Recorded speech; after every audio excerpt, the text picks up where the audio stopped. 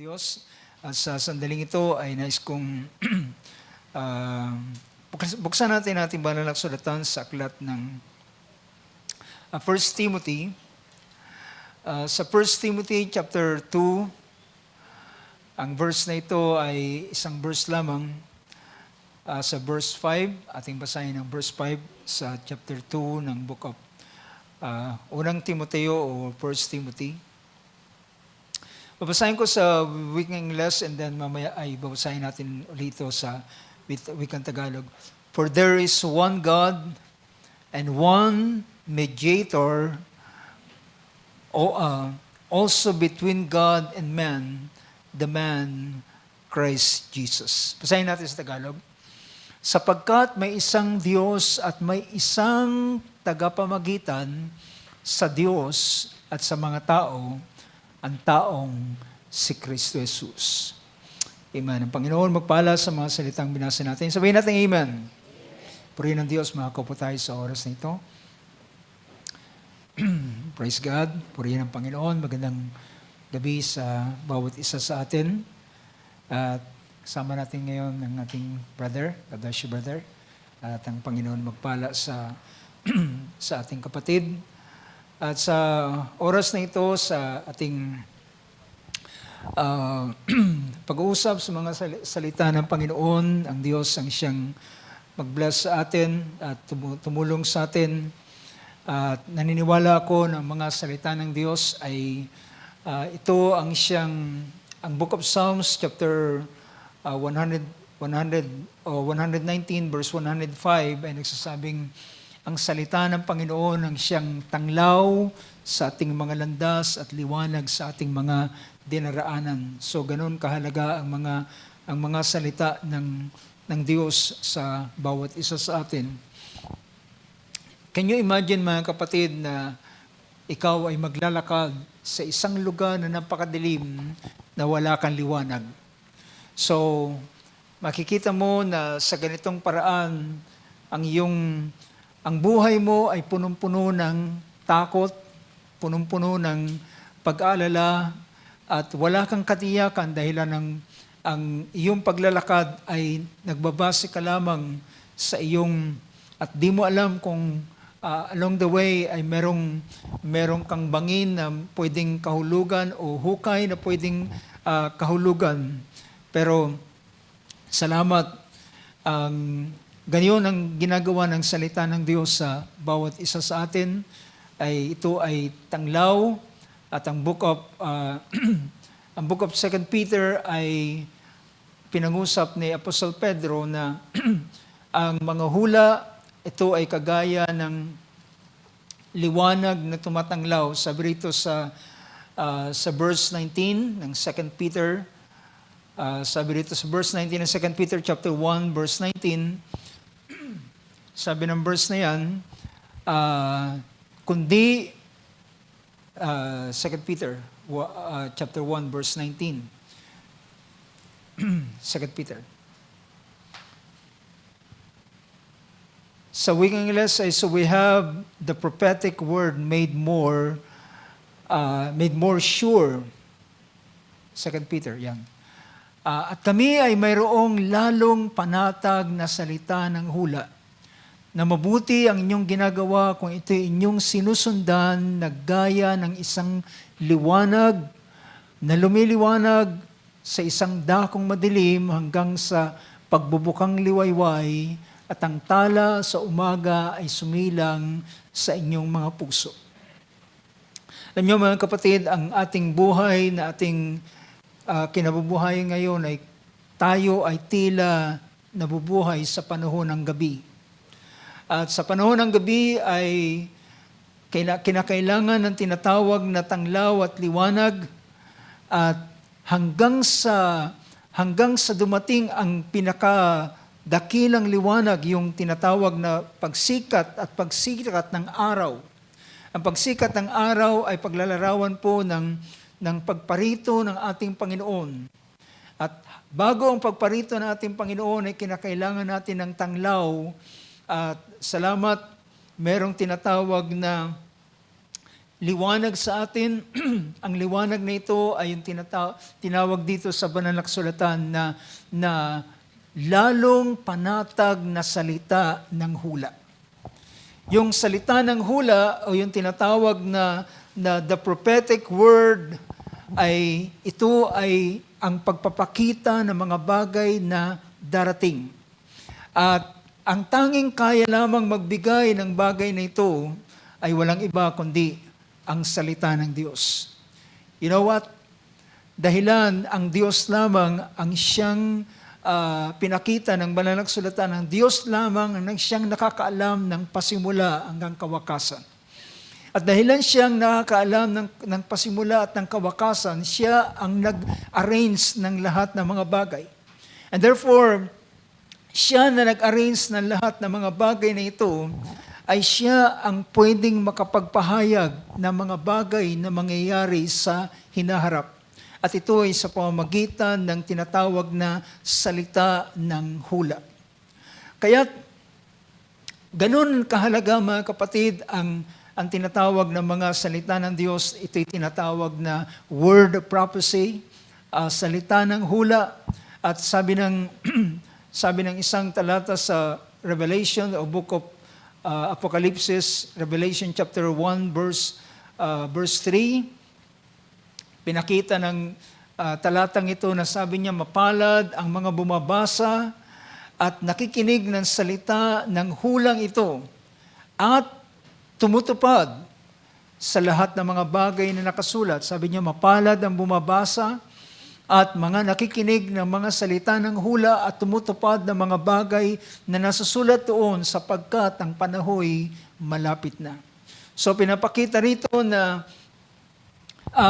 ang salita ng hula na siyang nagiging liwanag o tanglaw sa atin ay ito'y kagaya ng maliit na liwanag na ating dala-dala. Hindi man ito kayang tanglawan ang buong landasin natin hanggang sa tayo makarating sa ating paroroonan, pero yung tinatawag na mabigyan ng liwanag yung ating harapan, yung landas na ating tinatahak at dinadaanan ay sapat na para magkaroon tayo ng katiyakan na hindi tayo mapapahamak, hindi tayo mahuhulog sa kung saan. Gayon ang salita ng Panginoon, at ito'y tinawag na salita ng hula, na siya lamang ang kayang magbigay ng pagpahayag ng mga bagay na ito.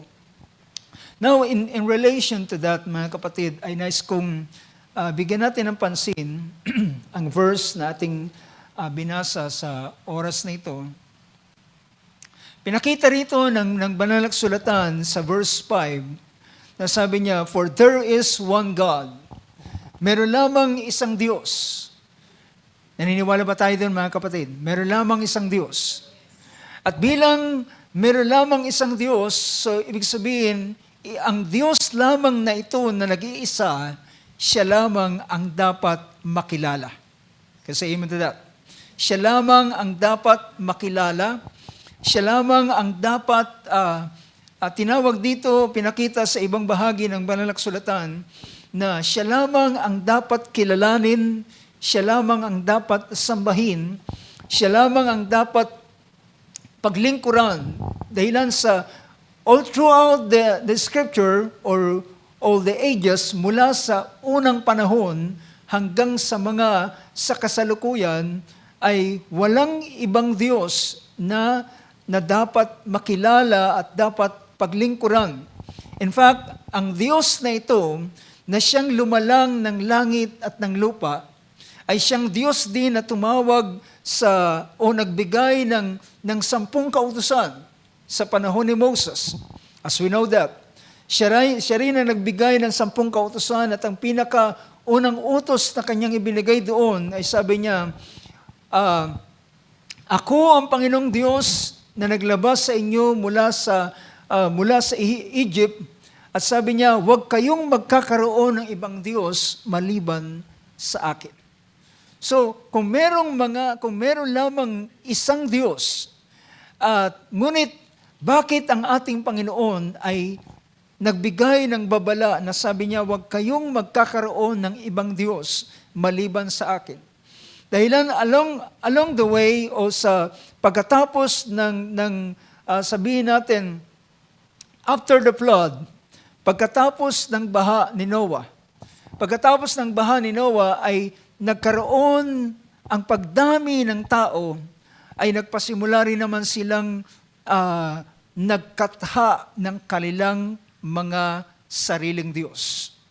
Although meron lamang nag-iisa at totoong Diyos, pero ang tao dahilan sa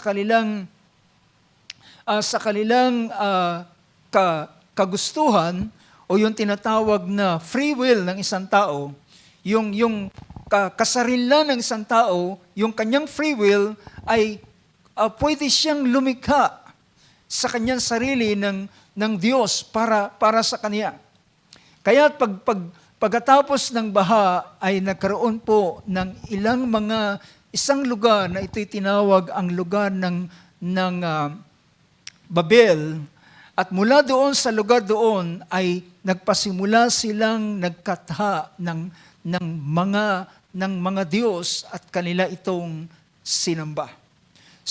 Pero dito sa verse na ito na ating binabasa, ay pinakita rito na sabi niya, meron lamang sapagkat may isang Diyos at may isang tagapamagitan sa Diyos at sa mga tao, ang taong si Kristo Jesus. So gusto kong bigyan ng pansin sa gabing ito about mediator. Yung salita sa wikang Ingles ay pinakita rito na, for there is one God and one mediator. So tandaan natin ito, ang sinasabi ng banal na kasulatan, there's only one God, meron lamang isang Diyos, at meron lamang isang tagapamagitan, o one mediator. Wala pong maraming tagapamagitan, walang sino mang tao na tagapamagitan, at ni sa banal na kasulatan ay hindi rin naman itinuro na si Maria ay tagapamagitan. Although ang isang verse sa Book of Luke ay mismo si Mary ay kinikilala niya na ang Panginoon ang tagapagligtas. Ang Panginoon ang siyang tagapagligtas. So, going back dito sa kaisipang ito, pag-uusapan natin about mediator. So pinakita na merong isang Diyos at malinaw ang bagay na yan all throughout the scripture, all throughout sa banal na kasulatan ay tinuturo na meron lamang isang Diyos at meron lamang isang tagapamagitan sa Diyos at sa tao, ito'y ang taong si Kristo Jesus. Now, kung titingnan natin yung salitang mediator, mediator ay siya yung tumatayo sa gitna o sa pagitan. Siya yung tumatayo sa pagitan. Ang sabi rito, meron lamang isang tagapamagitan sa Diyos at sa mga tao. So, ang tatayo sa pagitan natin para tayo tanggapin ng Diyos at para tayo makalapit sa Diyos ay kinakailangan ng mediator. Kinakailangan ng tagapamagitan. Ang tawag dito ay tagapamagitan. So ang salitang mediator ay ang salitang ito ay hango sa salitang Gregong mesites, nang ibig sabihin ay one that acts between two parties. Siya ang gumagawa sa pagitan ng dalawang partido. Siya ang tumatayo, ang mediator. Siya yung tumatayo na ang gawain niya ay mag-reconcile ng dalawang partido. So ang tinutukoy na dalawang partido, ang Diyos at ang tao. At ang naging daan para sa reconciliation, para sa pagkakasundo ng tao at ng Diyos ay ang mediator.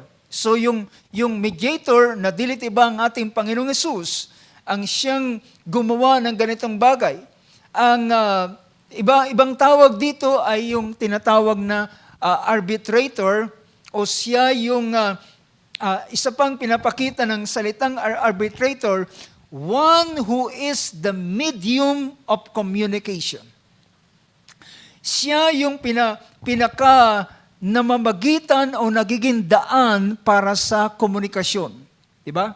So, kapag merong dalawang partido, yung tinatawag na parang pinaka-messenger, way o medium of communication, ay ito yung tinatawag na, ito yung mediator. One who is the medium of communication between two parties. Siya yung daan o namamagitan para magkaroon ng komunikasyon. Diba? Kapag merong dalawang partido na magkagalit, ay hindi sila nag-uusap. Pero yung tinatawag na mediator, siya yung pumapagitna at siya yung gumagawa ng bridge, di ba? Siya yung gumagawa ng daan na magkaroon ng komunikasyon yung dalawang partido. Well, merong sa Book of Proverbs ay merong tinatawag na hindi tamang mediator, at ito yung tinatawag na mapaghatid dumapit, o yung parang gossiper, na ang ginagawa niya, instead na magkaayos yung dalawang partido, lalong nagkakagalit. At sabi pa ng Book of Proverbs, yung taong mapaghatid dumapit ay naghihiwalay ng matalik na magkaibigan. Pero ang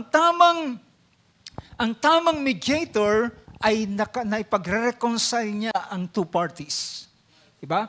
Naipagre-reconcile niya ang two parties at nagkakaroon ng magandang resulta o reconciliation yung two parties because of the mediator. So, gayon yung pinapakita rito. So, tandaan ninyo yung isa sa meaning ng salitang mediator is one who is the medium of communication. The medium of communication between two parties. Ang ibang salin naman ay ginamit yung salitang internunciator. Ang ibig sabihin ng internunciator, dalawang salita ito. Inter, na ibig sabihin ay siya yung nagiging namamagitan, o yung inter nagko-connect sa dalawa, di ba? Yung salitang inter ay siya yung nagko-connect sa dalawa. Yung nunciator, ang ibig sabihin ay sa messenger. So siya yung messenger na nagko-connect sa dalawa. Yun yung salitang internunciator. Sa isa pang definition ay pinapakita rito, ang mediator is one who intervenes between two. Siya yung namamagitan sa pagitan ng dalawa, either in order to make or restore, para ibalik o ipanauli ang kapayapaan at ang pagkakaibigan, at upang magkaroon sila uli ng magandang kasunduan. Nakukuha niyo mga kapatid? So ibig sabihin, pinapakita rito, in order to make or restore peace and friendship, para ipanauli ang kapayapaan at pagkakaibigan, and form a compact. Yung salitang to form a compact, upang magkaroon sila ng matibay na ugnayan. Diba? Yung salitang compact ay ito'y nagkakaroon sila ngayon ng tipanan. Diba? Nagkakaroon sila ng tipan, o yung salitang compact. Or compact, or for ratifying a covenant. So yun yung maganda mga kapatid. Sa tinatawag na mediator, hindi lamang sila nagkakaroon ng kapayapaan, hindi lamang sila nagbabati, hindi lamang sila nagiging payapa, hindi lamang sila nagiging magkaibigan, nagkakaroon sila ng matibay na compact or covenant, dahilan sa panunumbalik ng kanilang pagkakasunduan o ng kanilang ng kanilang reconciliation, gumagawa sila ng tinatawag na covenant or compact na siyang lalong magpapatibay ng kanilang pagsasamahan. Nakukuha niyo ba, mga kapatid? So for ratifying a covenant. So kung titingnan niyo yung mga bagay na ito, lahat ng ito ay ganito ang ginawa ng ating Panginoong Hesukristo. Kasi amen. Siya ang gumawa ng ganitong bagay. Siya ang naging daan, nag-restore ng kapayapaan, nag-restore ng friendship ng Diyos at ng tao. Well, at later on, siya ay naging daan para mabuo yung tinatawag na compact or magkaroon ng covenant. Diba? Dahilan, later on, ang ating Panginoon ay nagkaroon siya ng bagong ministry. Ang bagong ministry niya ay siya yung tinatawag na mediator of a new covenant. Siya yung mediator of a new covenant.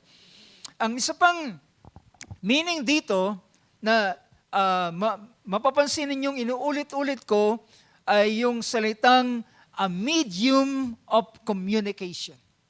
A medium of communication.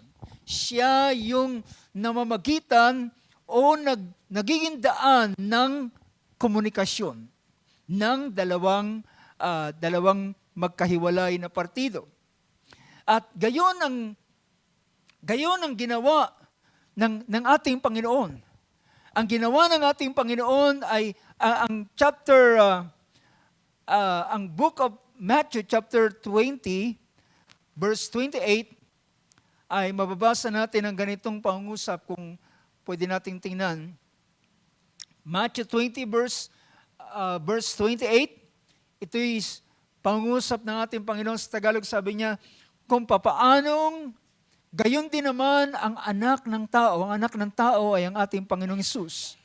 Gayon din naman ang anak ng tao ay hindi naparito upang paglingkuran, kundi upang maglingkod at ibigay ang kanyang buhay na pangtubos sa marami.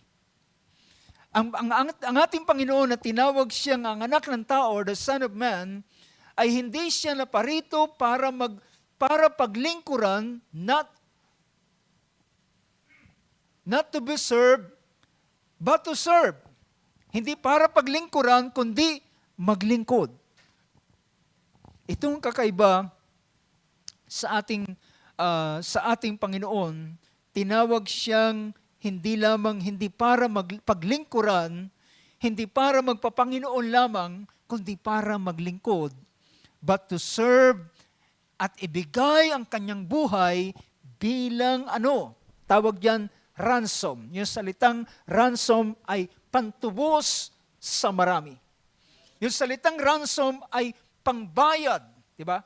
Alam natin yung salitang ransom ay kapag ang isang tao ay nabihag, yung mga kidnap o ransom, ay humingi sila ng ransom money at yung ransom money ay magiging daan para makalaya yung kanilang bihag at ang buhay ng tao ay nasa ilalim sila ng kasalanan at sila ay bihag ng kasalanan at ang tanging paraan upang sila ay makalaya ay kinakailangan ng pantubos, di ba? Kinakailangan ng pantubos at ang naging pantubos ay ang dugo, ang buhay ng ating Panginoong Hesus. At nang ito ay maibigay na, hindi ito automatically ng lahat ng tao ay natubos, kundi pinakita ng banal na kasulatan ang aklat ng John chapter 1 verse 12 na sino man na sa kanya ay tumanggap, sabi ng 1 verse 12, ay binigyan sila ng karapatan na maging anak ng Diyos. Diba? So, nakikita natin sa ganitong bagay. So, balikan ko yung salita, yung kaisipang ito na mediator o yung salitang mediator is a medium one who is the medium of communication. Medium of communication. Now, tingnan natin. Alam nyo ba na ang ating Panginoon, nang kanyang dalhin ang bayan ng Israel sa lupain ng Promised Land o tinatawag na Promised Land or the Land of Canaan, ay meron siyang bilin sa bayan ng Israel. Mabasa natin ito sa aklat ng Deuteronomy chapter 18. Sa Deuteronomy chapter 18 ay mababasa natin ang ganitong mga pangungusap.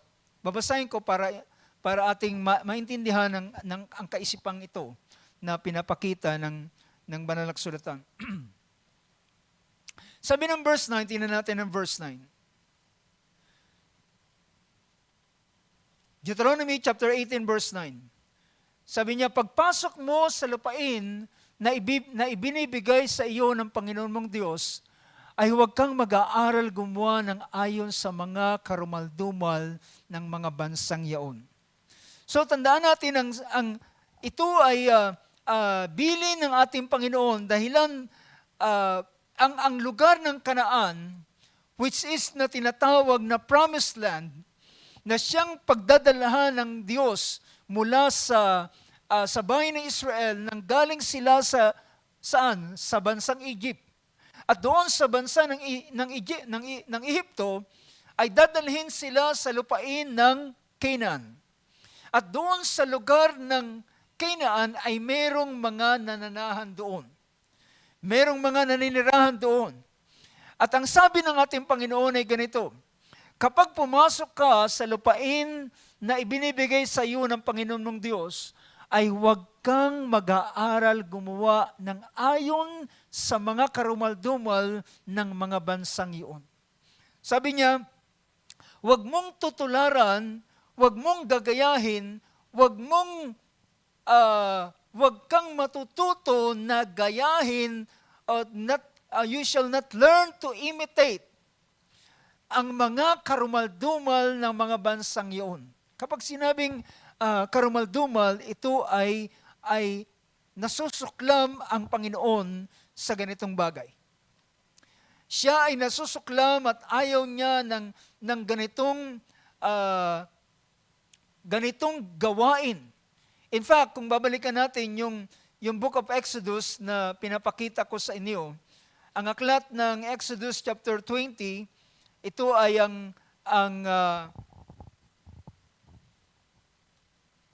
pinapakita rito ay ang unang utos o ang 10 kautusan. Sa verse 1 ay pinakita ron, and verse 2, ako ang Panginoon mong Diyos na naglabas sa iyo sa lupain ng Ehipto sa bahay ng pagkaalipin. Sabi niya, next verse, huwag kang magkakaroon ng ibang mga Diyos sa harap ko. At sumunod na verse, sabi niya, huwag kang gagawa para sa iyo ng larawang inanyuan o ng kawangis man ng anumang anyong nasa itaas sa langit o nasa ibaba sa lupa o ng nasa tubig sa ilalim ng lupa. So sabi niya, huwag kang magkakaroon ng ibang Diyos sa harapan ko. Huwag kang gagawa ng ibang mga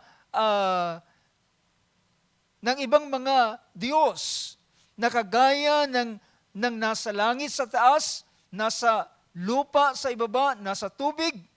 Sabi niya sa verse 5, huwag mo silang yuyukuran ni paglilingkuran man, sapagkat ako ang Panginoon mong Diyos na mapanibughuin sa ibang salin ay silosong Diyos, na aking dinadalaw ang katampalasanan, ang kasamaan ng mga magulang sa mga anak hanggang sa 3 at 4 na salin ng lahi ng mga napupuot sa akin. So ang ganitong practices, yung pagkakaroon ng ibang Diyos, ay ang tawag dito kapag ang tao ay bumaling sa ibang Diyos, ang tawag dito ng ating Panginoon ay sila ay napupuot sa Diyos. At ang bagay na yun, ang pagbaling sa ibang Diyos, ay tinawag itong kasuklam-suklam sa harapan ng ating Panginoon. Bagay na kanyang kinagagalit o kinapuputan. Sabi roon, huwag mo silang yuyukuran, huwag mo silang paglilingkuran. So tandaan ninyo, yung dalawang salitang yan, huwag mo silang, you shall not worship them, nor serve them. Yung pagsamba ay pagyukod, yung isa ay paglilingkod, ay yung paggawa ng mga bagay para sa Kanya. Diba? Yung salitang paglilingkod ay paggawa ng mga bagay para sa Kanya. Yung mga practices na kanilang ginagawa, ay ito ay paraan ng kanilang paglilingkod doon sa Diyos na yun. At dahilan ang kinikilala natin, pinapakita mula pa kanina, ay meron lamang isang Diyos na dapat paglingkuran. Kaya sabi niya, huwag niyong paglilingkuran, huwag niyo yuyukuran, huwag niyo silang paglilingkuran, sapagkat ako, ang Panginoong mong Diyos, ay mapanibuguin. Sabi niya, I, the Lord your God, am a jealous God, visiting the iniquity of the fathers, na dinadalaw ang kasamaan ng magulang hanggang sa anak, hanggang sa ikatlo at ikaapat na sali ng lahi. So makikita natin gaano kabigat ang bagay na ito, na ang pagdalaw ng Panginoon sa kanila, ang pagbabayad ng kanilang kasalanan ay mula sa ama, sa anak, sa apo, hanggang sa anak ng apo. Ganon ang kasalanan na tinatawag na idolatry. So dito sa chapter 18, babalikan natin. Sa chapter 18, ay sabi niya, huwag niyong tutularan ang mga bagay na ginagawa ng mga tao na inyong daratnan sa lugar ng Canaan land. Sabi niya, sabi ng verse 10, balikan natin, huwag makakasumpong sa iyo ng sino mang nagpaparaan sa apoy ng kanyang anak na lalaki o babae, o nanghuhula, o nagmamasid ng mga pamahiin, o engkantador, o manggagaway. Next verse. Sabi niya, o engkantador ng mga ahas, o nakikipagsanggunian sa mga masamang espiritu, o mahiko, o sumasangguni sa mga patay. So, ibig sabihin, itong mga taong ito ay hindi lamang sila basta sumasamba sa Diyos, sa ibang Diyos o sa mga Diyos-Diyosan, meron silang mga practices na siyang kinasusuklaman ng Panginoon. And these practices na ito, ay ito yung labis niyang kinasusuklaman besides doon sa kanilang pagsamba sa ibang Diyos. Yung pagsamba nila sa ibang Diyos ay iba pang bagay, pero ang pinakamabigat dito ay yung mga practices na kanilang ginagawa. Ano yung mga practices na yon? Ginamit dito yung salitang, sa wikang English, ay ginamit yung salitang, there shall not be found among you anyone who makes the son or his daughter to pass through the fire. Sabi niya, wag magkakaroon ng isa man sa inyo na ang kanilang anak ay inaalay nila bilang handog na susunugin o sinusunog nila para lamang doon sa tinatawag na pagkilala nila doon sa Diyos na ito. Now, alam niyo ba, ito ay practices ng mga pagan. Dahilan yung tinatawag na child sacrifice, ito ay totoong bagay na ginagawa ng mga pagan. Ay kung titingnan natin ang salitang child sacrifice, ang child sacrifice is sacrifices their son or daughter, ito'y pag-aalay ng kanilang anak na lalaki o babae, at ito'y sinusunog sa apoy. Ito ay isang uri, patungkol ito sa pagsamba nila sa tinatawag na Diyos na si Molech or Moloch sa ibang salin. Worship of Molech, it is a Canaan deity. Ito ay isang Diyos na kinikilala sa Kanaan. At bukod sa rito, bukod sa tinatawag na itong ganitong klase ng gawain, ito ay isang uri ng pagtanggi nila sa Diyos at yung sabihin natin, pagpatay nila, pagkitil nila sa buhay na hindi naman sila ang nagmamay-ari. At isa pa sa ginagawa nila ito, ay ito'y isang, sabi rito, it is a desperate attempt to manipulate the divine through extreme bribery. Ibig sabihin, yung kanilang pag-aalay na ito ay kanilang ginagawa upang kanilang himukin yung Diyos na ito na gawin yung kanilang bagay na gusto nilang hinihingi nila. So, ibig sabihin, yung ganong human sacrifice or child sacrifice, ito ay isang, ginamit dito yung salitang, a desperate attempt to manipulate the divine through extreme bribery. Ibig sabihin, gagawin ko yung bagay na ito, iaalay ko ang aking anak para gawin mo yung gusto kong hinihingi ko sa iyo. Ganun ang, alam nyo, merong ganitong bagay na nangyari sa 2 King. 2 King chapter 3. Sa 2 King chapter 3, nang ang Moab ay nagagapi sila, nang ang Moab ay nagagapi sila ng Israel, ay merong ginawang desperate move ang king of Moab. Babasahin natin ang 2 King chapter 3 verse 26.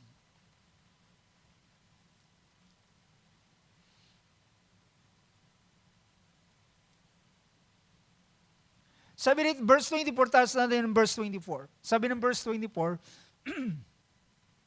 at ang sila'y dumating sa kampamento ng Israel, ang mga taga-Israel ay nagsitindig at sinakta ng mga Moabita, na ano pat sila'y tumakas sa harapan nila at sila'y nagpatuloy sa lupain na sinakta ng mga Moabita. So, nakikita natin, natatalo sila ng mga Israelita. The next verse, sabi niya, at kanilang giniba ang mga bayan at ang bawat mabuting bahagi ng lupain ay naghagis ng bawat tao sa kanyang bawat tao ng kanyang bato at pinuno at kanilang pinatigan ang lahat ng bukal. So tinakpan nila ang mga bukal at binuwalan lahat ng mabuting punong kahoy hanggang sa Sir Hareset lamang na nag-iwan ng mga bato niyaon, gayon may kinubkom ng mga naghihilagpos at sinaktan. Next verse, sabi rito, verse 26. Sabi doon, at nang makita ng hari sa Moab na ang pagbabaka ay totoong malala at natatalo sila, sa ganang kanya ay nagsama siya ng 700 lalaki na nagsisihawak ng tabak upang dumulong sa hari sa Edom, ngunit hindi nila nagawa. At sumunod na pangusap sa verse 27, nang magkagayay kinuha niya yung hari sa Moab, kinuha niya ang kanyang pinakamatandang anak na maghahari sana na kahalili niya, at inihandog niya na pinakahandog na susunugin sa ibabaw ng kuta, at nagkaroon ng malaking galit laban sa Israel at kanilang nilisan siya at bumalik sa kanilang sariling lupain. So ang ginawa ng hari ng Moab na ito as a desperate move para sa kanya. Ibig sabihin, dahil lang kinikilala niya ang Diyos, marahil ang Diyos ng Kananita na si Molek ay kanyang ini-invoke, gusto niyang sila ay manalo doon sa labanang ito. So para sila manalo sa labanang ito, ang ginawa nila ay kinuha niya yung kanyang pinakapanganay na anak na supposed to be napapalit sa kanya bilang hari at siyang inalay niya na handog na susunugin. But hindi pa rin nangyari yung kanyang kagustuhan, sila pa rin ay nagapi ng Israel. So ibig sabihin, ginamit ko yung bagay na ito ay isang paraan ng pagan practices na parang obligahin nila yung kanilang kinikilalang Diyos na tugunin yung gusto nilang gawin at mag-aalay sila ng isang pinakamabigat na bagay at ito ay ang kanilang anak para lamang gawin yung kanilang gustong mangyari. Ngunit ang bagay na ito'y practices, ibig sabihin ng mga Canaan, ng mga taga-Kanaan. At sabi ng Panginoon, huwag nilang gagayahin ang ganitong bagay. So, bukod sa kanilang pagsamba sa Diyos-Diyosan, ay yung ganitong practices ay kinasusuklaman ng ating Panginoon. Dahilan hindi sila walang karapatan ng sino man na pumatay ng buhay at ialay sa tinatawag na kanilang Diyos na kinikilala. Well, alam nyo, marahil ang ganitong bagay ay kinuha nila mula sa ang Diyos ay utusan si Abraham na ialay niya ang kanyang kaisa-isang anak. Pero mga kapatid, ito ay isang pagsubok pero hindi ito tinuloy. Diba? Ito ay bagay na kanyang pagsubok na ginawa ng Diyos kay Abraham. Pero dumating ang panahon na ito ay ginagawa ng mga pagan as a practice, as a desperate move nila para hingin nila at parang ginagawa nila as a bribe, di ba? Parang binibigay nila ito bilang parang pinakaalay para gawin yung kanilang kagustuhan. At yun ay sabi ng Panginoon na ayaw niya ng ganitong bagay. Tuloy natin yung Deuteronomy chapter 18 na binabasa natin kanina. Sabi ng verse na yon, kung ating itutuloy ang pinapahayag dito. Sabi rito, tuloy natin. So sabi niya, wag kayong magkakaroon, wag kayong gagawa na mag-alay ng buhay ng inyong anak at para ipadaanin sa apoy. Sabi niya, or one who uses divination. Yung salitang divination ay ang pinapakita rito ay isang uri ng ritual na ginagawa ng mga pagano upang sila ay yung salitang divination is using rituals like upang ang purpose nito ay para sila ay tumanggap ng mga, sabihin natin, ng isang makalangit na yung para ipakita sa kanila ang mga bagay na darating.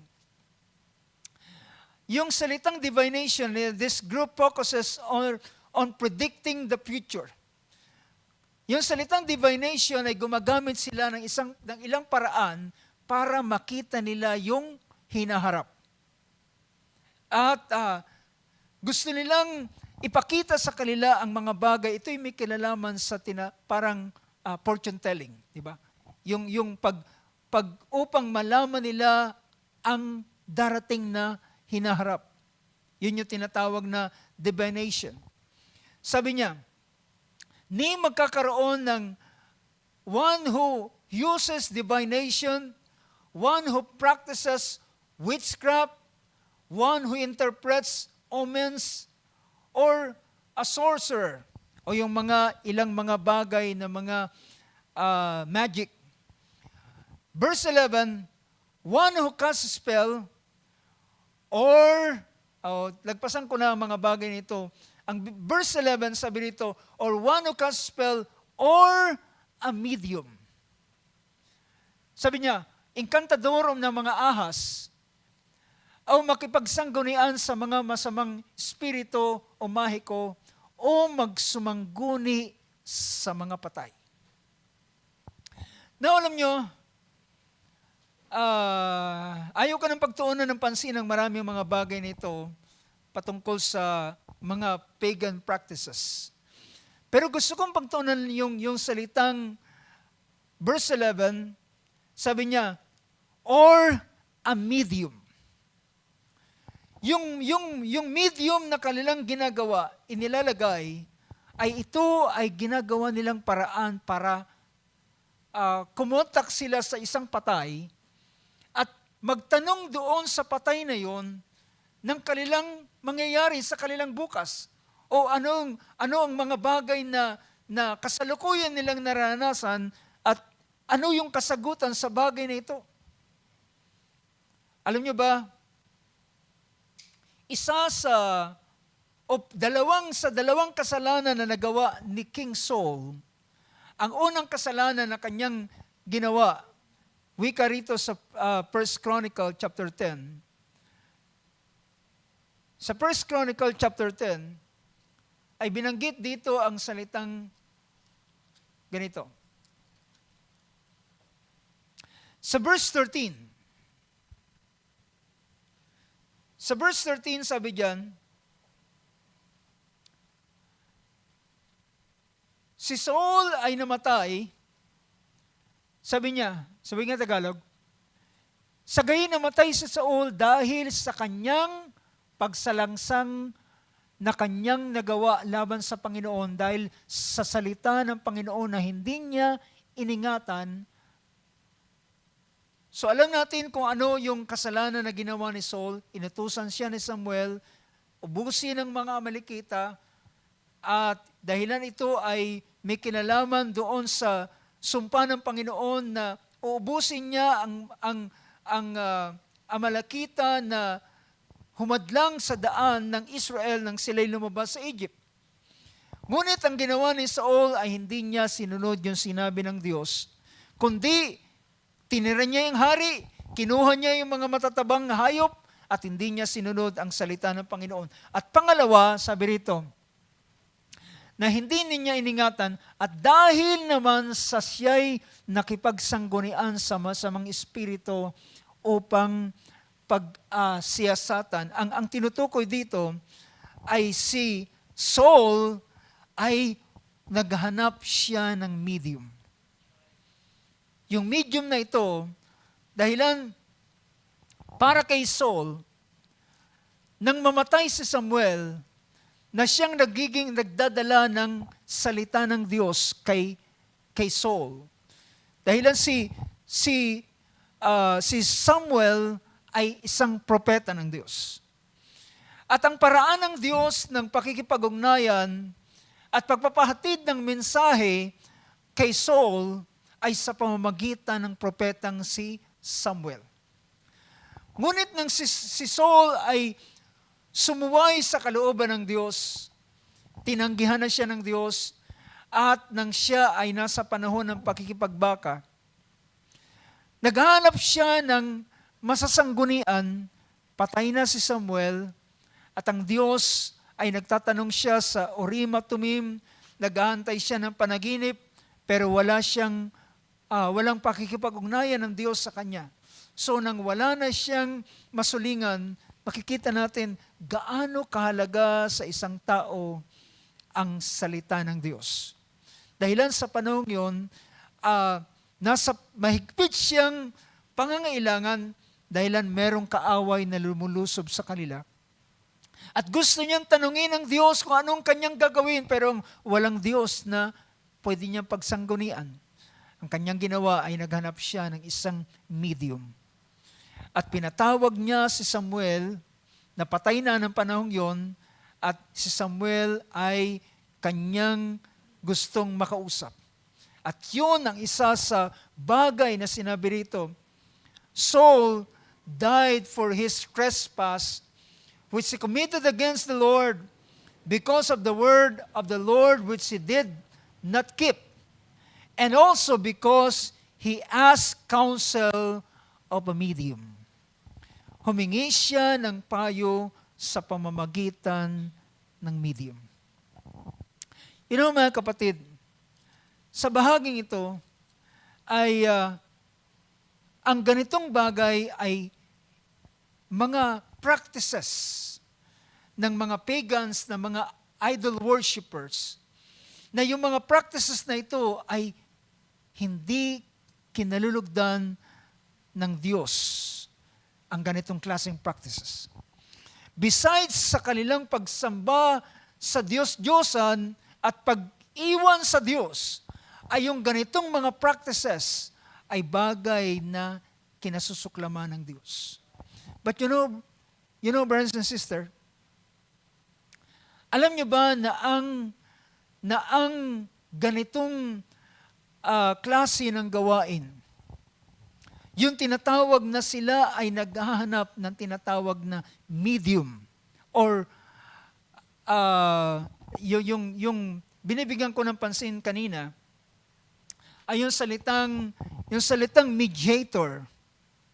Yung salitang mediator ay isang medium of communication. Ang pinakamabuting bagay, ang Diyos ay meron siyang tinatawag na paraan paano siya makikipag-usap sa bayan, sa kanyang bayan. Patuloy natin yung Deuteronomy chapter 18 kanina. So, pinakita ang lahat ng mga bagay na ito. Sa verse 13, o verse 12,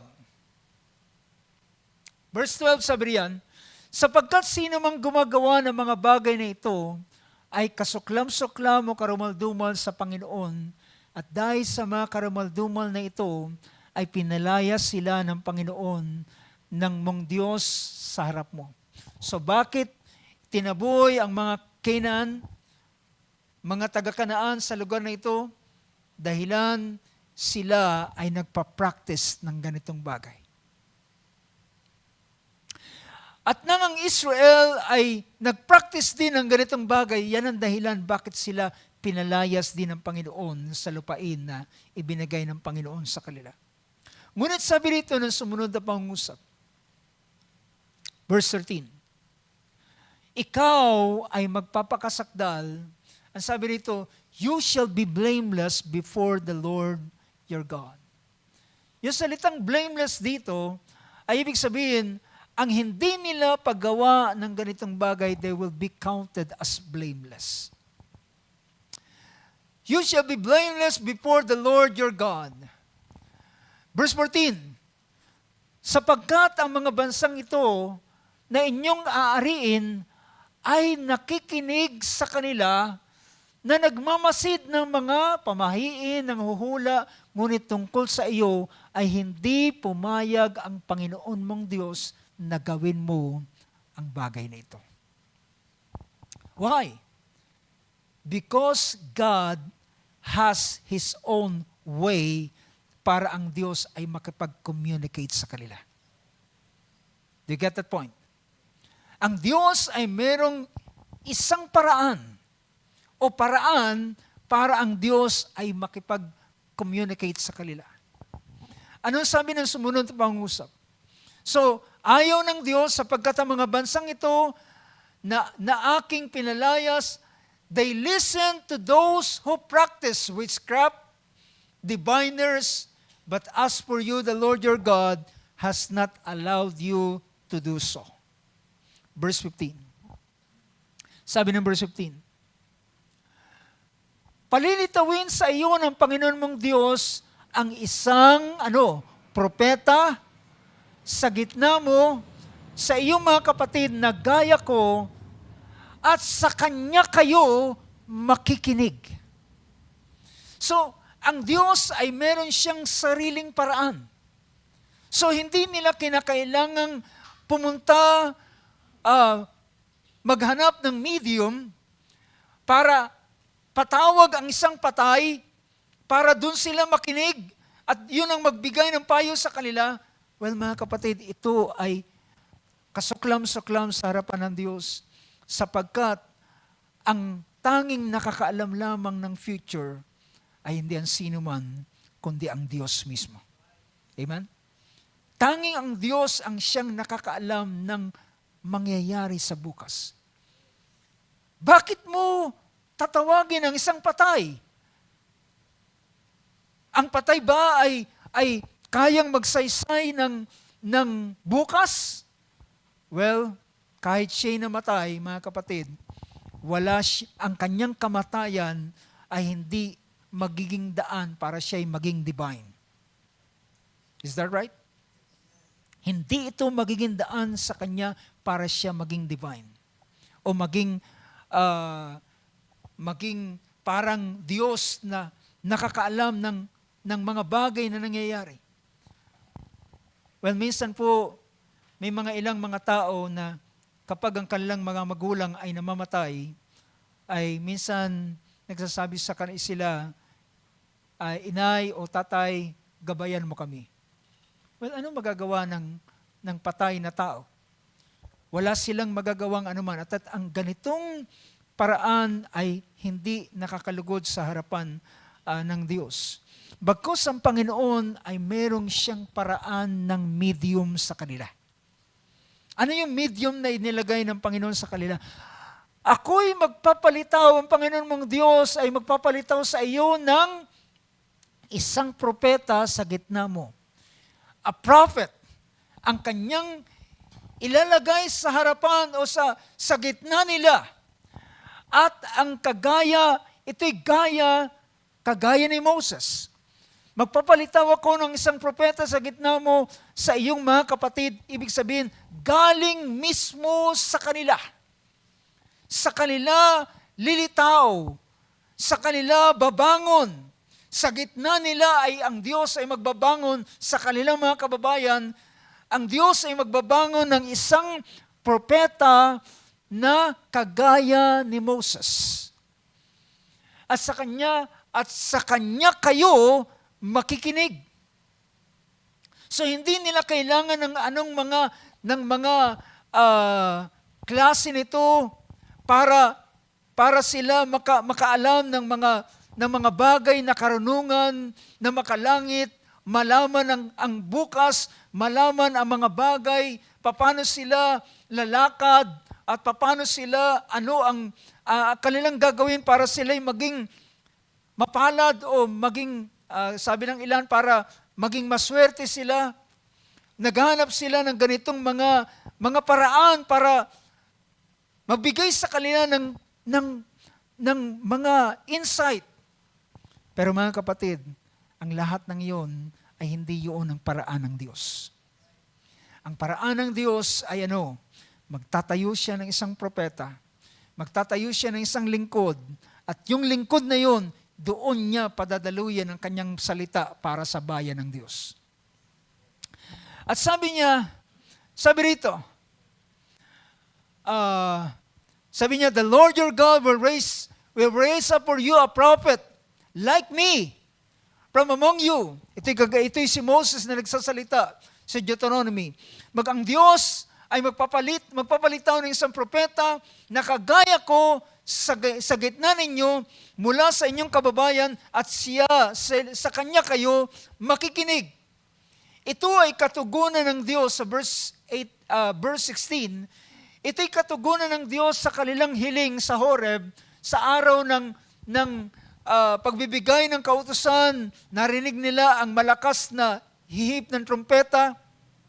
Yumayanig ang bundok, kumukulog, kumikidlat, merong malakas na pakakakasabi ng bayan ng Israel, Moses, wag nang ang Diyos mangusap sa amin. Ikaw na lamang magsalita sa amin.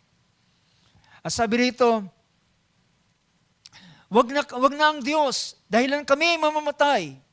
Sa verse 17, ang sabi ng Panginoon sa akin, sabi niya, mabuti ang kanilang pagkasabi ng kanilang salitain, ang salitang, ikaw na lamang ang magsalita sa amin. Dahilan yun ang plano ng Diyos.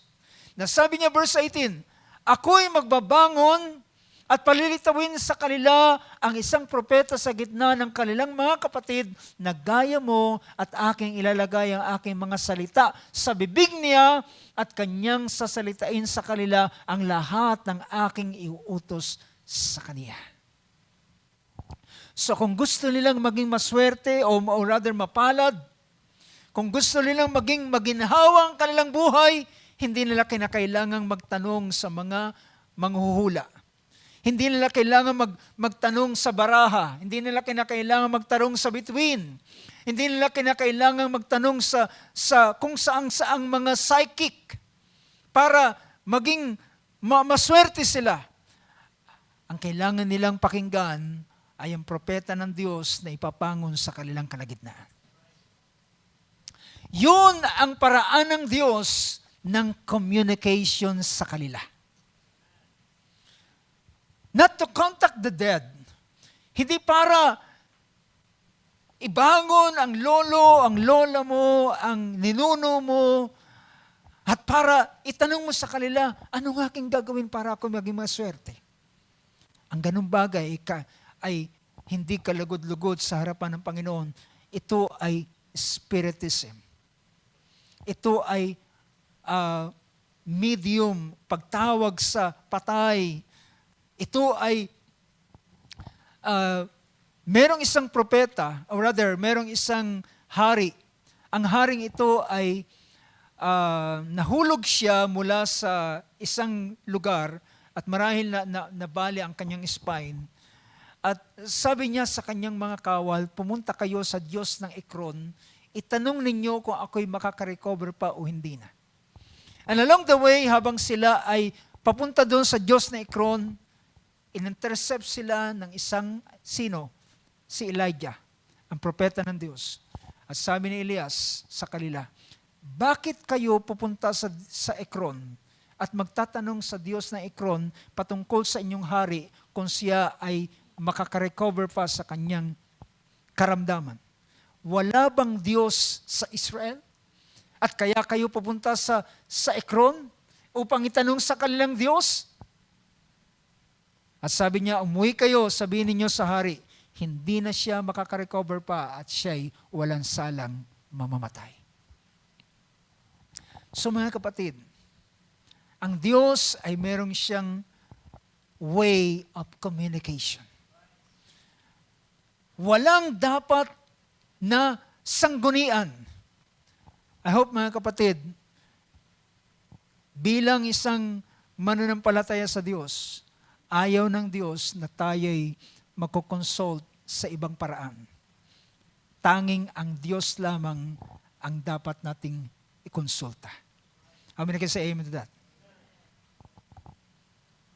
Hindi ang anumang sa paraan natin ngayon ay merong mga ibang bagay na kanilang ginagawa para yung salitang divination na seeking future knowledge, para alamin nila yung tinatawag na future knowledge, meron silang tinatawag. Alam nyo, ang horoscope is a way of divination. Divination, seeking future knowledge, horoscope, yung mga tarot cards, yung mga psychic,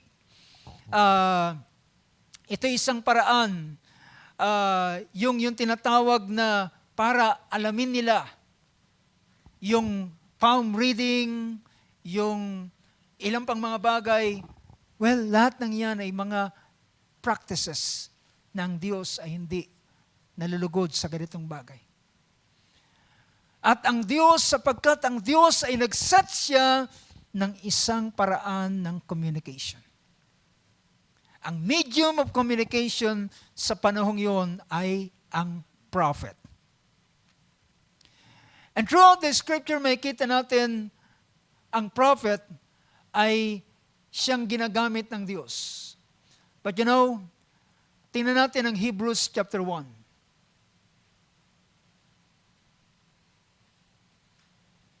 Ang paraan ng Diyos sa unang panahon, sa lumang tipan, ang Diyos ay gumagamit ng prophet and prophet. Nandyan si Elias, si Jeremias, si Isaias, at ang mga propeta na ibinangon ng Diyos, si Elisha, at marami pang mga propeta na binangon ng Diyos, at sa pamamagitan nila, inilalagay ng Diyos ang kanyang mga salita upang salitain niya sa kanyang bayan, kahit man ang mga bagay na mangyayari sa darating. Naalala ninyo mga kapatid, na merong nang hula na merong isang dalagang maglilihi at manganganak ng isang sanggol na lalaki. Ito'y si Propeta Isaiah. Alam niyo kung gaano katagal ang panahong yan? Si Isaiah ay lumitaw approximately 800 years before the birth of Christ.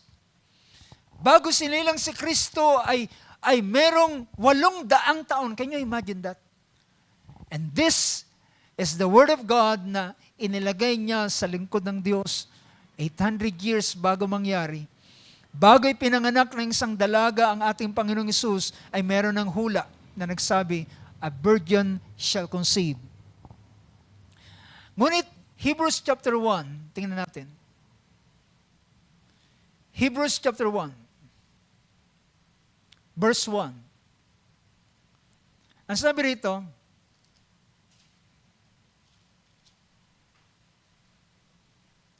ang Diyos na nagsalita ng unang panahon. Paano siya nagsasalita ng unang panahon? Sa pamamagitan ng mga propeta. Ano sabi diyan? Ang Diyos na nagsalita ng unang panahon sa ating mga magulang sa iba't ibang panahon, sa iba't ibang paraan, sa pamamagitan ng mga propeta. This is God's way of communication. Ang medium ng Diyos is the prophet. Siya ang inilagay ng Diyos as a medium, as a way of communication. Para ang Diyos ay makapagsalita, merong prophet. Yung prophet ay babangon at magsasabi siya, sabi ng Panginoon. Ganitong sabi ng Panginoon. At napakainam mga kapatid sa panahong yun, na merong tinatawag na prophet. Alam nyo, naalala ko sa panahon ni Saul, nang nawala yung tupa ng kanyang ama. At di ko alam kung gaano ito kahalaga. It's either, di ko maalala kung yun ay tupa o asno or at nang mawala ito, hinanap nila ng hinanap. At ang ginawa nila, sabi niya, naghanap sila ng propeta o seer sa panahong yon. Sabi niya, maghanap tayo ng seer o yung tagakita. Usually, ang mga prophet ay meron silang vision na nakakakita sila ng mga pangitain. At ang ginawa nila ay naghanap sila, nagtanong-tanong sila, meron bang seer o tagakita sa lugar na ito, meaning a prophet.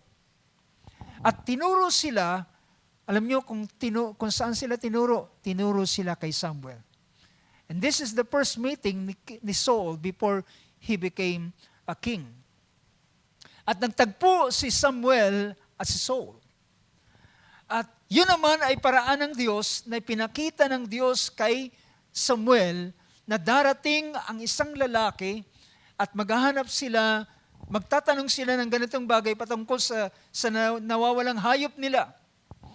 At pagdating nila doon, dinala sila kay Samuel at sinabi sa kanila ni Samuel, Sabi niya, ang hinahanap ninyo ay nasumpungan na, umuwi na kayo dahilan ang pag-aalala nila ay hindi na dun sa hayop na nawawala, kundi kayo na ang hinahanap nila. So ibig sabihin, ito yung paraan ng communication, mga bagay na gusto nilang malaman ay merong prophet sa kanilang kalagitnaan na ginagamit ng Diyos. Napakasarap mga kapatid na merong ganitong bagay, di ba? Na merong prophet na nangungusap. May mga bagay na gustong itanong, gustong malaman. At merong propeta ng Diyos na ginagamit ng Panginoon. Merong isang lalaki, ang pangalan ay si Jehoshaphat. Nang sila ay nasa krisis, walang tubig, sabi ng mga kasama niya, mamamatay na tayong lahat. Kasi yung mga haring ito ay bibigay sa kanilang mga kaaway. Sabi ni Jehoshaphat, maghanap tayo ng isang propeta. At nasumpungan nila ang isang propeta sa panahong yun, si Elisha. At si Elisha ang tumayo sa kanila at nagsabi sa kanila, walang ulan, walang ano pa mang sama ng panahon. Sabi niya, gumawa kayo ng hukay sa mga libis. At ang hukay na yan ay pupunuin ng Diyos ng tubig. Sa kabila na sila ay halos mamamatay sa uhaw, pero ang propeta ng Diyos ay nagsabi, ang Diyos ay magbibigay sa inyo ng tubig. Ang instruction ay maghukay kayo ng mga hukay at pupunuin ng Diyos ang hukay na yan ng tubig at kayo makakainom 10 ng inyong mga kawal. At kinabukasan ng Diyos ay nagpadala ng tubig at ang mga hukay ay napuno ng tubig at silang lahat ay nakainom. So, ganun ang paraan ng Diyos. So, ayaw ng Diyos na sumangguni sa kung kani-kaninong medium, kung kani-kaninong paraan para malaman ang mga divine knowledge o ilang pang mga bagay. Ayaw ng Diyos ng ganitong bagay. Ang Diyos ay naglagay siya ng kanyang medium, and that medium is the prophet. Pero sabi ng Hebrews chapter 1 verse 1, ang Diyos sa unang panahon ay gumagamit siya, nangungusap siya sa mga magulang sa iba't ibang panahon, sa iba't ibang paraan, pero meron siyang isang medium, ito'y walang iba kundi ang mga propeta ng Diyos. Merong 2 mahalagang opisina sa Old Testament. Ang 2 mahalagang opisinang yan ay prophet and priest. Diba? Prophet and priest. Ang prophet ay siya yung dinadatna ng salita ng Diyos papunta sa tao. Samantalang ang priest naman, ang siyang nagdadala ng Diyos, nagdadala ng salita mula sa tao papunta sa Diyos. Nakukuha yung punto mga kapatid. Ulitin ko, ang propeta ay dinadatnan siya ng salita galing sa Diyos papunta sa bayan. Samantalang ang priest ay kumukuha ng salita galing sa bayan at itinataas niya sa Diyos. At sinasabi nila, Panginoon, ito ang kanilang pangangailangan.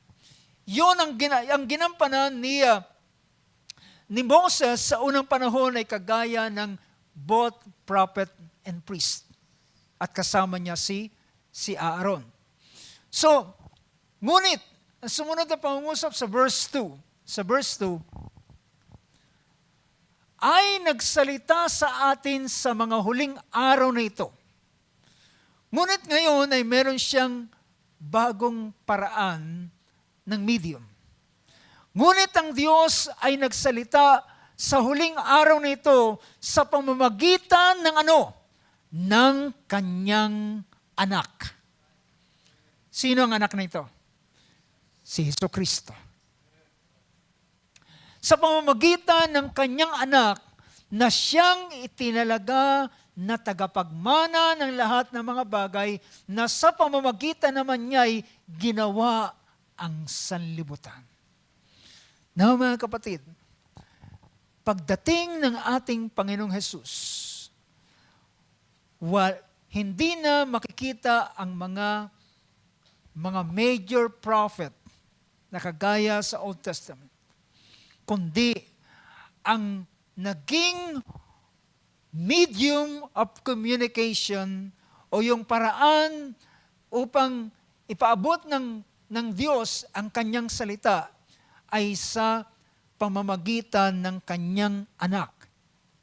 One who is the medium of communication ay walang iba kundi ang ating Panginoong Hesukristo. At ngayon makikita natin sa ganitong bagay, kaya doon sa verse ng 1 Timothy chapter 2 verse 5 ay merong isang Diyos at merong isang tagapamagitan sa Diyos at sa tao, ito'y ang taong si Kristo Jesus. So makikita natin sa ganitong bagay, ang paraan upang ang Diyos ay makapangusap sa bawat isa, sa bawat tao, mananampalataya, ay sa pamamagitan ng ating Panginoon. Now, sa paanong paraan? Ang sabi rito ng ating Panginoon sa kanyang pangusap, winikan niya yung salitang pinakita niya. Ang sabi ng ating Panginoon, ang aking pag-alis ito ay dahilan sa inyo. Diba? Sabi ng ating Panginoon. Sabi niya, ito ay para sa inyong kapakanan. Ito ay para sa inyong kapakinabangan. Ang verse na yan ay makikita natin sa ilang mga pangungusap ng ating Panginoon. Sa verse 16 and chapter 14 ng book of John.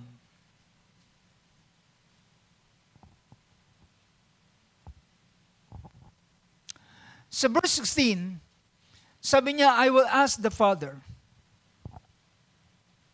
Ako'y dadalangin sa Ama, at ako, ay sabi niya, upang kayo ay bigyan niya kayo ng ibang mang-aaliw, upang siyang sumainyo magpakailanman.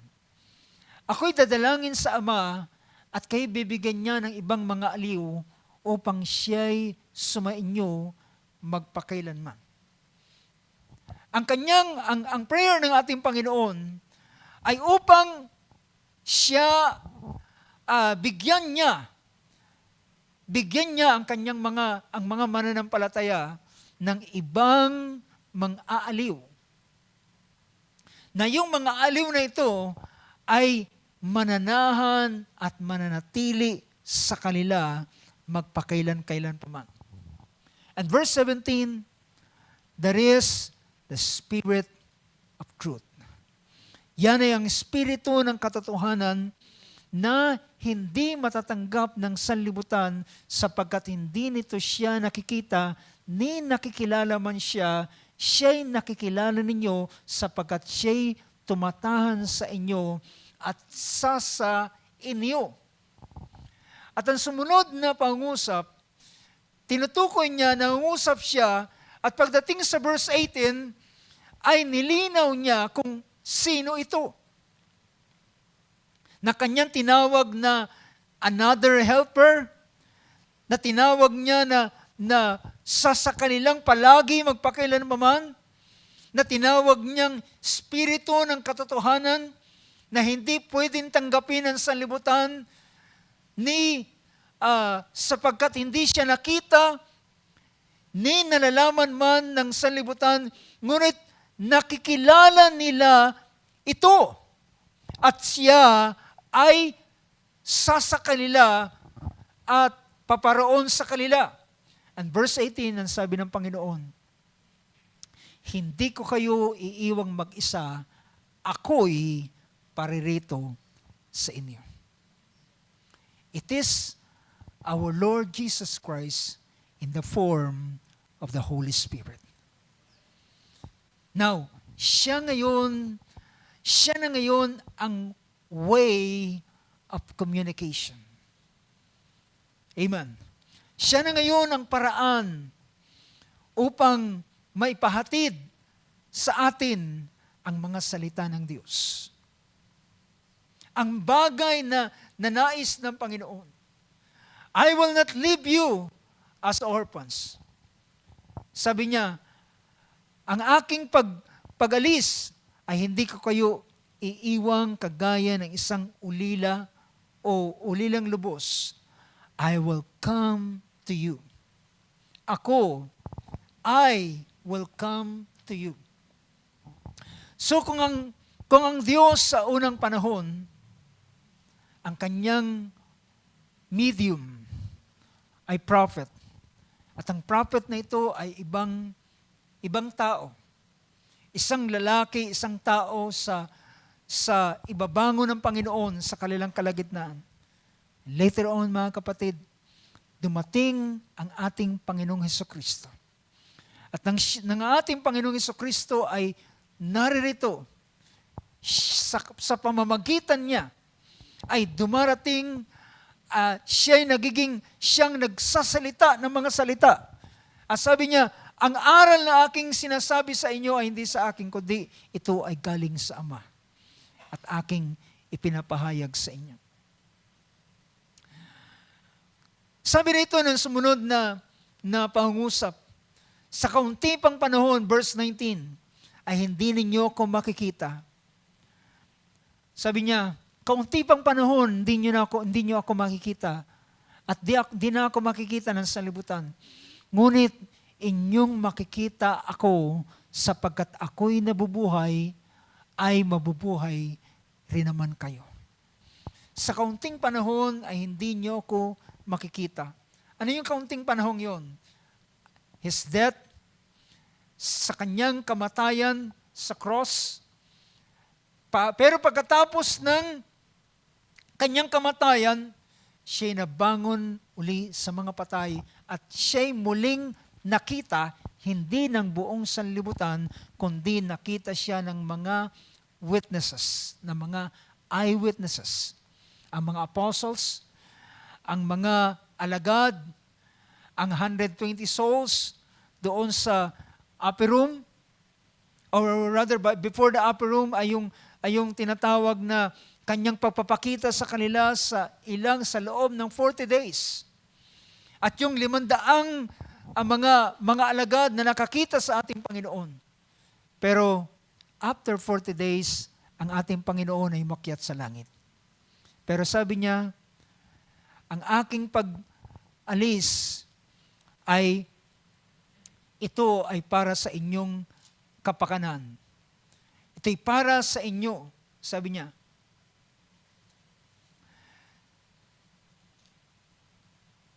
Meron siyang isang pangungusap dito sa chapter 16.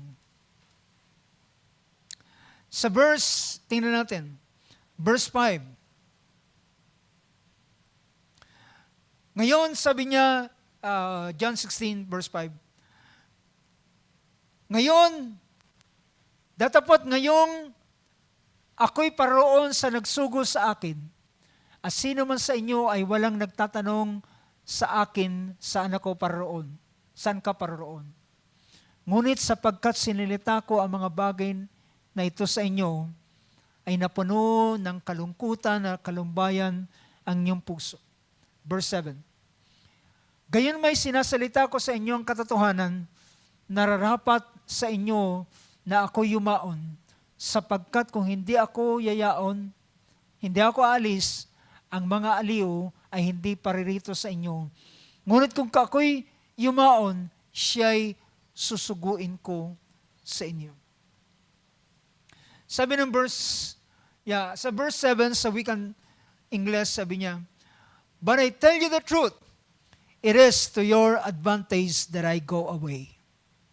It is for your good. It is for your advantage. Sabi niya, kung hindi ako aalis, ang mga aliw ay hindi darating. Kung hindi ako aalis, sabi niya, at kung ako'y aalis, sa aking pag-alis, if I do not go away, the helper will not come to you.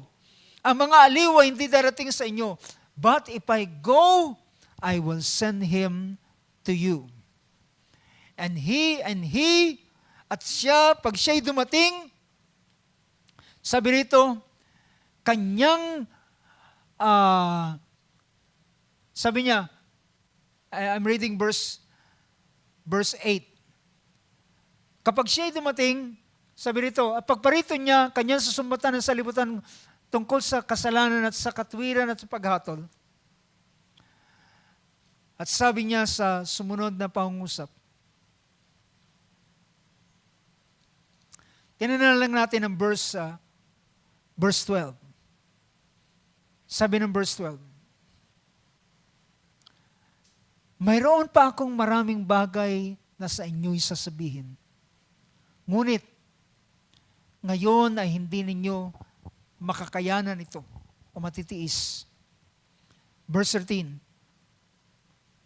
gayunmay, kung siya, ang Espiritu ng katotohanan ay dumating sa inyo, ay papatnubayan niya kayo sa buong katotohanan, sapagkat hindi siya magsasalita ng mula sa kanyang sarili, kundi ang anumang bagay na kanyang narinig, ang mga ito ang kanyang sasalitain at kanyang ipapahayag sa inyo ang mga bagay na magsisidating.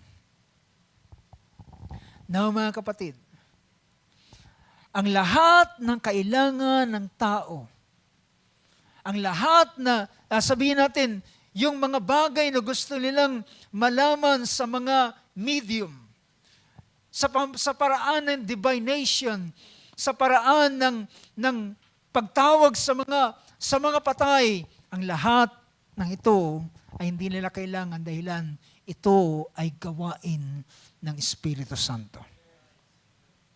Ito'y gawain ng Holy Spirit. At ito ay kapag tinanggap ng tao ang banal na Espiritu, then meron siyang medium o mediator na naroon sa kanya. Siya ang magpapakita ng mga bagay na darating. Do you believe that? Kaya niyang ipakita ang mga bagay na darating.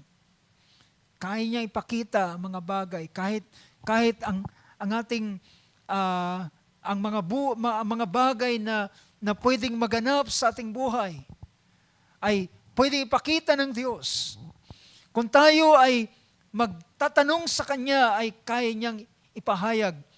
Hindi natin kailangan ng sino pa man. Meron ng isa na narito sa atin. At yan ay ang Espiritu ng Diyos.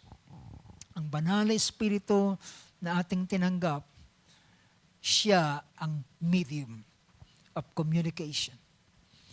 At alam nyo, yung mga tao na nag-iisip na gusto nilang makaalam ng mga bagay na mula sa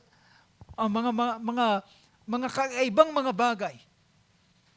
Well, ito ay gawain ng Espiritu ng Diyos.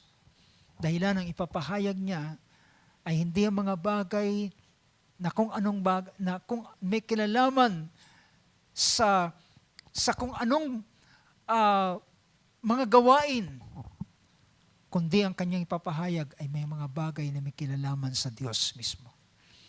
May kinalaman sa ating Panginoon. At sabi niya, ang gawain ng Espiritu Santo, sabi rito, but when He, the Spirit of truth, comes, He will guide you into all the truth. Thank God. Ang kanyang sasabihin ay lahat ay katotohanan. Hindi ito magmimintis. Hindi ito Sabihin natin, hindi siya magsisinungaling.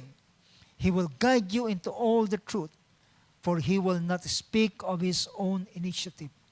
Hindi siya mangungusap ng patungkol sa kanyang sarili, kundi anuman ang kanyang mapakinggan ay kanyang sasalitain, and He will disclose to you what is to come.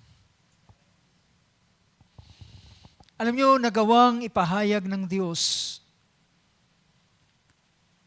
sa dalawang mga hari, katulad ni Paraon, ang mangyayari sa Egypt. Nagkaroon siya ng panaginip, at dahilan hindi niya alam kung ano yung panaginip na yon, merong ang Diyos na propeta sa panahong yon, ito tayo si Joseph. At siya ang nagsaysay ng bagay na panaginip na ininterpret ni Joseph at pinakita kung ano ang mangyayari. Na ang Egypt pala ay daraan sa 7 years of plenty. And after the plenty is 7 years of drought or famine. At kinakailangan nilang maghanda patungkol sa dakilang kagutom na ito. At nakasurvive not just Egypt, but the whole world ay nakasurvive dahilan sa propeta ng Diyos na ibinangon sa panahon yun, si Joseph. Makikita natin, mga kapatid, ngunit ngayon, ang bagay na ito ay inilagay niya sa bawat isa ng mga mananampalataya. Nagagalak ba tayo dito, mga kapatid? Na merong Espiritu ang Diyos na Kanyang ibinigay sa bawat isa atin. At ang Espiritong yan, ito ang medium of communication. Ito ang paraan ng Diyos para makapangusap siya, makapagpahayag siya. Patungkol sa iyo, patungkol sa iyong bukas, patungkol sa iyong sarili. At ipapakita niya, papakilala niya na ikaw, ang iyong buhay ay kanyang nakilala na bago pa itinatagan sa libutan. At ikaw ay merong destinasyon sa iyong buhay. You know, isa pang mainam dito, before I close, ang sabi ng Banal na Kasulatan, kapag tayo ay nakakasala, kapag tayo nagkakamali, kapag tayo ay nahuhulog sa kasalanan, kasalanan na hindi ikamamatay, wika ni Apostle 1, sa chapter 2 ng verse 1 ng 1 John, ay sinabi rito, sabi niya, mga mumuntik kong mga anak, isinusulat ko ang bagay na ito, 1 John 2:1, upang kayo huwag magkasala. Sabi niya, sinusulat ko sa inyo upang kayo'y huwag magkasala, ngunit kung ang sino man ay magkasala, ay may tagapamagitan tayo sa Ama, si Jesucristo ang matuwid. Merong isa na magpapaabot, merong isa na mamamagitan sa atin, sa Diyos. At ito'y ang ating tagapamagitan, advocate, tagapagtanggol sa atin. Hindi para konsentihin ang bawat isa sa atin, kundi kung tayo ay lalapit at magsisisi, dahil ang sinabi ng 1 verse 8, kung tayo ay lalapit sa Kanya, at tayo papahayag natin ang ating mga kasalanan sa verse 9, if we confess our sin, He is faithful and righteous to forgive us of our sins and to cleanse us from all unrighteousness. Para ipatawad sa atin ang ating kasalanan at para linisin tayo sa lahat ng ating kalikuan. At kung tayo'y lalapit sa Kanya, merong mamamagitan sa atin, merong magtatanggol sa atin, merong magde-defense sa atin, at merong mag, magiging daan dahilan ang dugo ng ating Panginoon ay available para sa kapatawaran ng ating mga kasalanan. Thank God, mga kapatid. At kung tayo ay mananalangin, merong tagapamagitan sa atin, merong nananalangin para sa atin o nag-intercede sa atin sa Ama. Ang Romans chapter 8 ay nangungusap ng ganitong bagay. Sabi ng verse, tingnan natin ng chapter 8, verse 31. Ano ang ating sasabihin sa bagay nito? Kung ang Diyos ay nasa panig natin, sino ang laban sa atin? Siya, next verse, siya na hindi pinagkait ang kanyang sariling anak, kundi ibinigay dahil sa ating lahat. Bakit hindi naman ibibigay sa atin na walang bayad ang lahat ng mga bagay? Ibig sabihin, kung tayo ay hihingi at mananalangin, bakit hindi niya ipagkakaloob sa atin ang mga bagay na ito? Verse 3. Sino ang magsasakdal ng anuman laban sa mga hirang ng Diyos? Sino ang magsasakdal? Sabi niya, ang Diyos ay ang nagja-justify o ang umaaring ganap o ang nagpapatawad. Siya, verse 34, siya, sino ang hahaton? Si Kristo Jesus na namatay, yaong nabuhay na maguli sa mga patay, na siyang nasa kanan ng Diyos, na siya namang namamagitan dahil sa atin. Siya ang namamagitan dahil sa atin. Mga kapatid, salamat. Di natin kailangan ng sinamang medium. Di natin kailangan ang anumang klase ng ritual. Di natin kinakailangan ng ginagawa ng ritual ng iba, ng spirit of the glass para tawagin ang patay na tao at magtanong sa kanya kung anumang mga bagay. Hindi natin kailangan ng patay, kailangan natin ang isang nagbangon sa mga patay. Ang nabubuhay magpakailan-kailan pa man, at siya ang nakakaalam ng lahat ng mga bagay. He is the only mediator. He is the only medium. Siya lamang ang medium na pwede nating tawagan at lapitan, at lahat ng bagay na ating kailangan ay nasa Kanya ang kasagutan. Nasa Kanya ang katugunan. At kung merong mga bagay na pangailangan, well, siya lamang ang ating pwedeng lapitan. Merong awit na nagsabing, Christ is the answer. Siya ang kasagutan at katugunan ng lahat ng mga bagay. Salamat mga kapatid, ang Diyos ay naglagay ng isang medium sa huling maaraw nito. Isang namamagitan sa lahat ng ating kinakailangan. So kung ang Diyos ay hindi nalulugod sa lahat ng mga bagay na ginagawa, pero kagaya ng binanggit ko kanina, ang ating Panginoon ay binayaran niya ang ating mga sala at naging daan siya ng reconciliation ng Diyos at ng tao.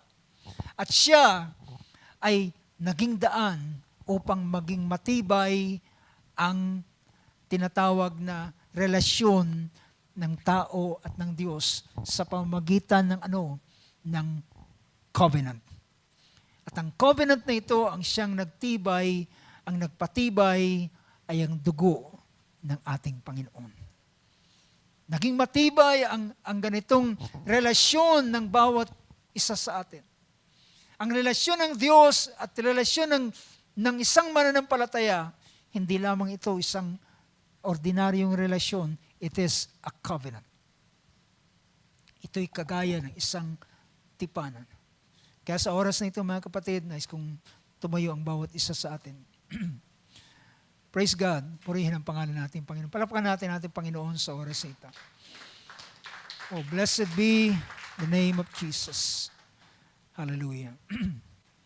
Salamat at siya ay nag-provide ng isang paraan sa huling mga araw nito upang siyang maging way of communication para sa bawat isa atin. Naalala ko ang sabi ni Apostol Pablo sa kanyang pangusap. Kung tayo ay lalapit sa Kanya, merong isang verse na nagsabi rito sa verse 16 ng chapter 4 ng book of Hebrews. Therefore, let us draw near with confidence to the throne of grace so that we may receive mercy and find grace to help in times of need. Tayo lumapit sa Kanya na may buong pagkakatiwala. Saan?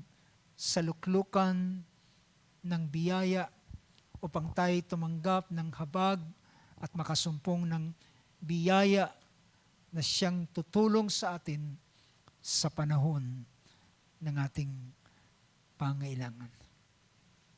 Nagagalak ba tayo mga kapatid na hindi na natin kailangan pang pumunta sa kung saan?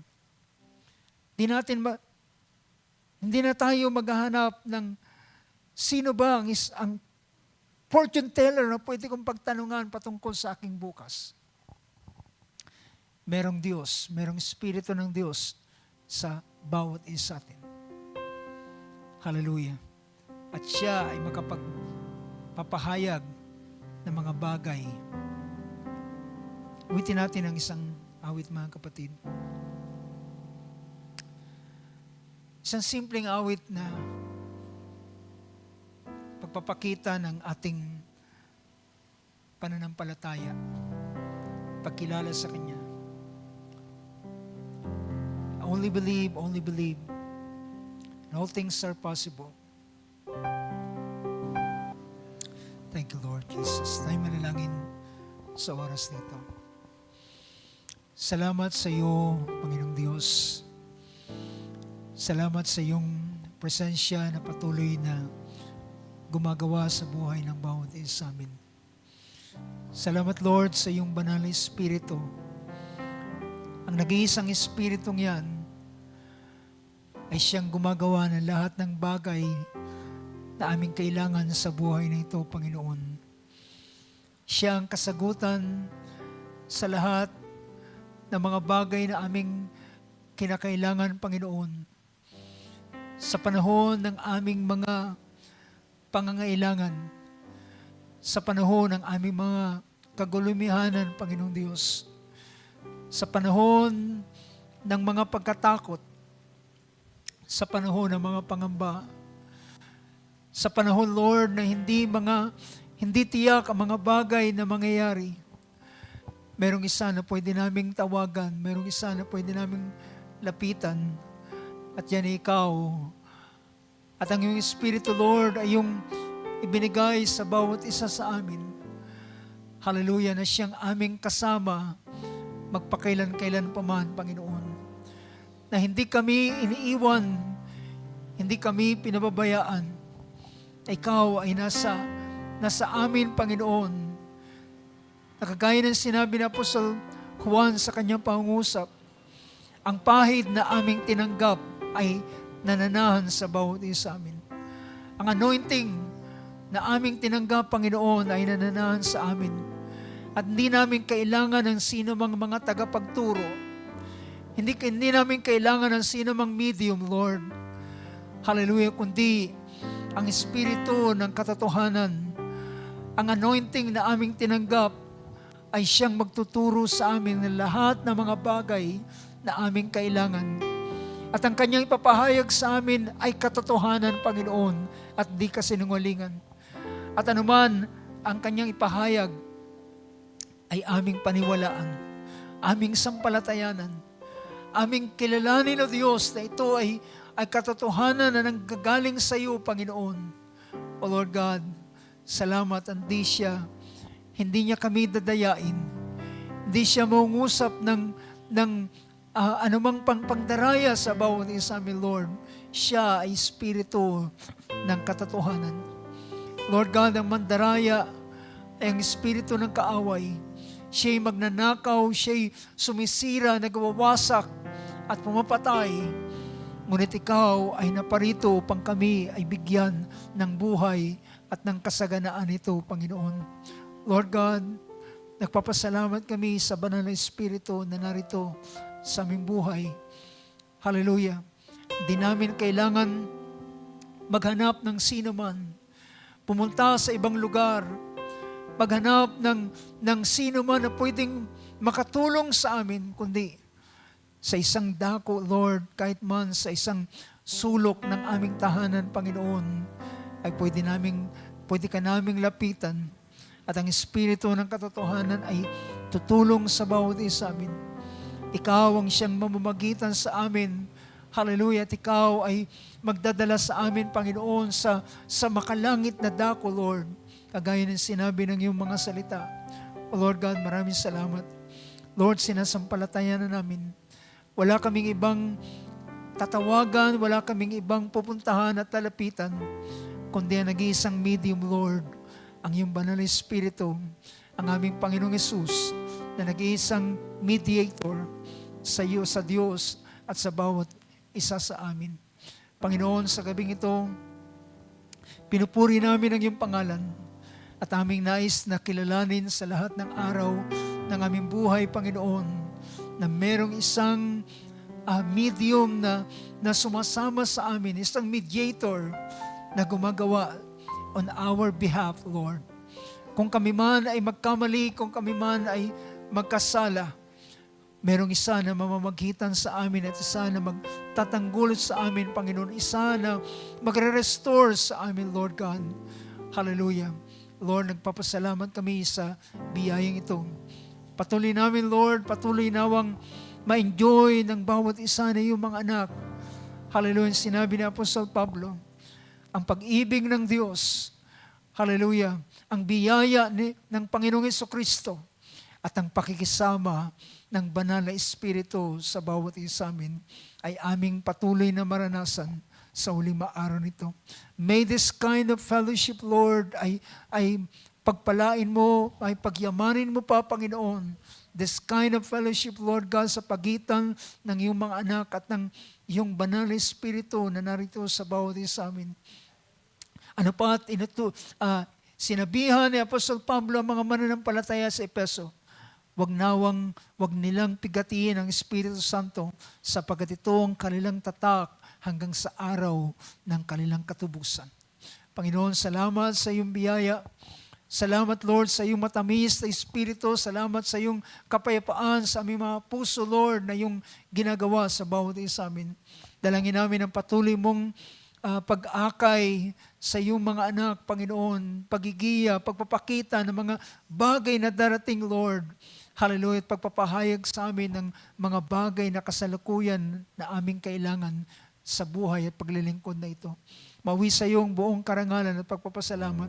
Ang pagpapala mo, Lord, at pag-iingat mo sa bawat isa sa amin habang kami mag-iwalay at ang iyong patuloy na paggawa, O Diyos, sa buhay ng bawat isa. Panginoon, dalangin ko, Lord, ang iyong blessing sa darating na Sunday, Lord. Hindi kami magkapangita sa lugar na ito, ngunit ikaw ang Diyos na aming pinaglilingkuran.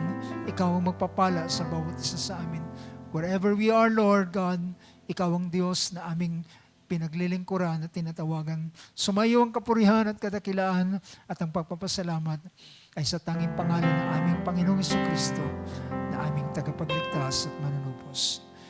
Amen and amen. Praise God. Palapakan natin ating Panginoon sa oras ito. Diyos sa magpala sa bawat isa sa atin.